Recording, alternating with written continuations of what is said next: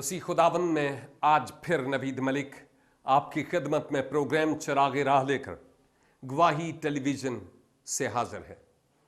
और मैं आज आपकी खिदमत में इस मुकद्दस कलाम को बुनियाद बनाते हुए एक हकीकी मसीही की जिंदगी के ताल्लुक से एक दो नकात आपकी खिदमत में पेश करना चाहता हूं और मेरा ईमान है कि आप उन नकात पर गौर करेंगे।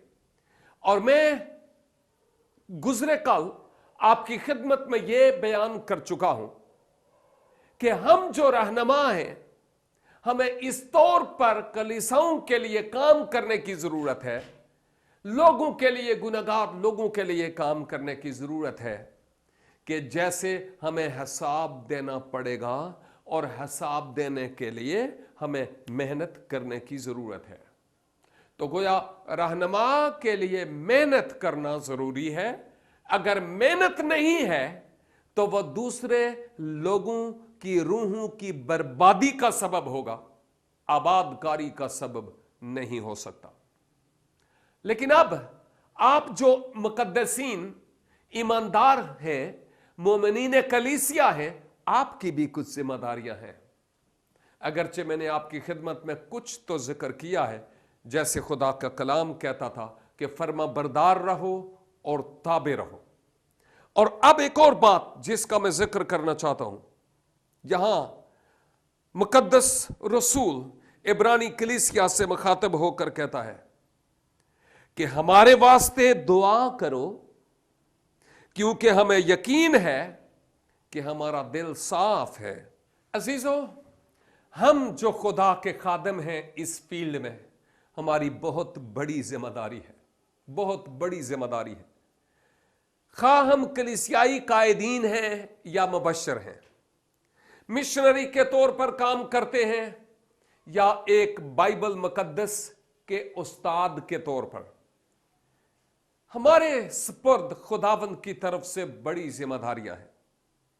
और इन जिम्मेदारियों में मुख्तलिफ नेमतें खुदा ने हमें दी हैं और हर नेमत के हम जिम्मेदार हैं, हर नेमत के हम जिम्मेदार हैं। अगर हम उस नेमत को देनदारी से इस्तेमाल नहीं करते तो आने वाला आएगा और फिर जिस नेमत को हमने इस्तेमाल नहीं किया होगा, हमसे उस एक तोड़े की तरह वो ले लिए जाएगी। इसलिए जरूरी है कि हम जो खिदमत खुदावंद से पाई है उस खिदमत में सरगर्म अमल रहे। मैं आपको यह बात बताना चाहता हूं कि जब खुदावंद ने मुझे चुना, उसने मुझ पर ट्रस्ट किया, मुझ पर भरोसा किया और मुझे उसने खिदमत के लिए बुलाया। और जब इस खिदमत में आया तो बाइबल स्कूल गया। बाइबल स्कूल से फारिग होने के बाद मैं इस बड़े शहर कराची में आया। यहां जब पहुंचा तो मैं बाजारों में इंजील मुकद्दस और बाइबल मुकद्दस के नुस्खे जाकर हदिया पर उन लोगों में जो मसीही थे या नहीं थे, उनमें जाकर फरोख्त किए। एक अरसा तक मैं यही काम करता रहा और खुदावन ने ऐसा बोझ मुझे दिया जो आज भी नहीं मरा, और खुदा ना करे कि वो बोझ मरे। मैं अगर फिजिकली मर भी जाऊं, मराद सो जाऊं, तो ये हो सकता है, लेकिन वो बोझ मेरे वसीला से और लोगों को मिल रहा है और वो इस बोझ को लेकर आगे बढ़ेंगे। लेकिन मैं ये भी कह रहा हूं, उसके बाद मैंने लिखने का काम शुरू किया। मैंने बाइबल कॉरेस्पोंडेंस स्कूल के कोर्सेज लिखे जो मेरा अपना इंस्टीट्यूशन था। फिर खुदावंद ने मुझसे किताबें लिखवाई, फिर तराजम करवाना शुरू हो गया, फिर लाइव प्रोग्राम्स में मुतरजम के फराइज सर अंजाम दिए। और आप तो जानते ही हैं, कई कुतुब आपने मेरी पढ़ी है, कई तर्जमे किताबों के मैंने किए। इतनी मोटी नए ऐदनामे की तफसीर अवेलेबल है, अप्लाइड न्यू टेस्टामेंट कमेंट्री, वो भी खुदावंद ने मुझे मौका दिया, आजाद दिया कि मैं उसका तर्जमा करूं। गवाही टेलीविजन से मैं आपकी खिदमत में एक जिम्मेदार शख्स के तौर पर बोल रहा हूं। बिल्कुल घर की तरह की बातें मैं आपसे कर रहा हूं। और सिर्फ यहां नहीं बल्कि पूरे पाकिस्तान में और कई और ममालिक में भी खुदावंद ने दरवाजे खोले कि वहां जाकर इस मुकद्दस कलाम की खिदमत करने वाला हूं। क्यों?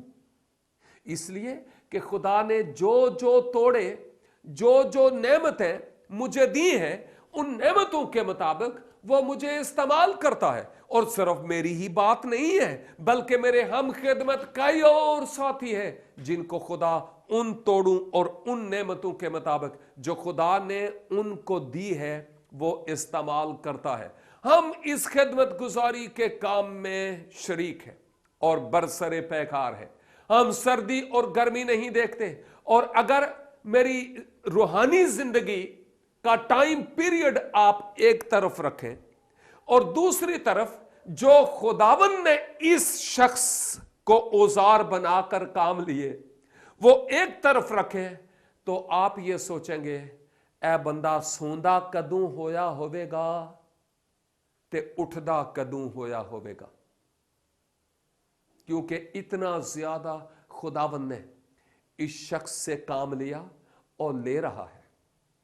लेकिन मैं आपको यह बात बताना चाहता हूं, जब हम खुदावंद का काम करते हैं और बढ़ चढ़ कर करते हैं, अपनी सेहत का ख्याल नहीं, नींद का ख्याल नहीं, रात के पहरों में जाग कर काम करना, कंप्यूटर्स के आगे बैठकर कुतब लिखना, तर्जमे करना, यह कोई मामूली बात नहीं है।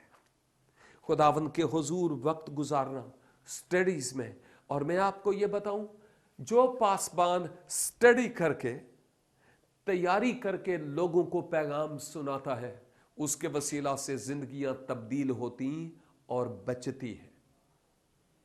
मेरे कहने का मतलब यह है कि जब हमें खुदा ने मुख्तलिफ नेमतें दी और उनके मुताबिक वो इस्तेमाल करता है, तो फिर हमारा एक मुखालिफ भी है। कौन है भला? कलीसिया वाले, है ना? ना ना ना ना, हमारा मुखालिफ अबलीस है। ना दूसरी डिनोमिनेशन वाले, ना दूसरे मजहब वाले, ना, हमारा दुश्मन अबलीस है। और वो हर मुमकिन कोशिश करता है कि हम जो खुदा का काम करते हैं वो उस तौर पर काम ना कर पाए। रूहानी तौर पर हमारे टायरों से वो हवा निकाल देता है, प्रॉब्लम्स खड़ी करता है, मुश्किलात, आजमाइशें हमारी राह में हायल होती हैं। हमें ज़रूरियात, जो हमारी ज़रूरियात हैं, बाज़ औक़ात हमें अपनी ज़रूरियात के बारे में भी फिक्र होती है। इंसान है ना, बाज़ औक़ात हमें अपनी औलाद, अपने घर बार के बारे में भी फिक्र होती है।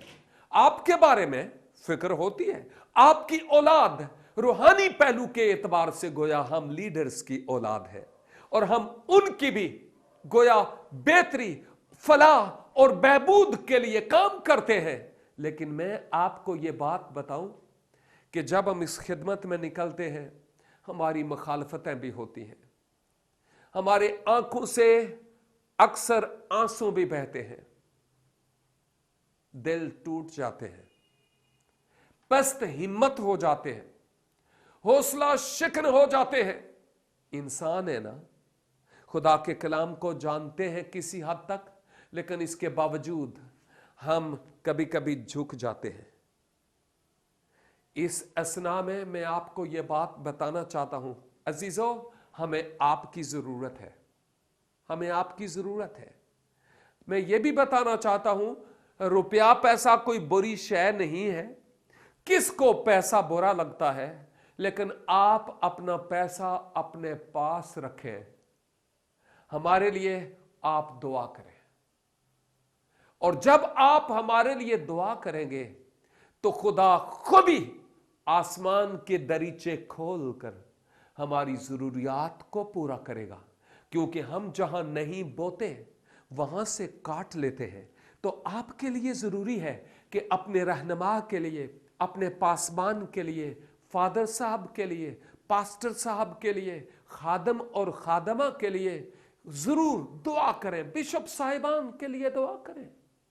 अगर हम में आपको कोई कमी नजर आती है, ऑफ कोर्स कई कमियां हैं और होंगी भी, तो बजाय इसके कि आप हमारी बदगोइयां करें, आप नहीं करते लेकिन मैं बता रहा हूं, नसीहत के तौर पर कर रहा हूं, आप हमारे लिए दुआ करें।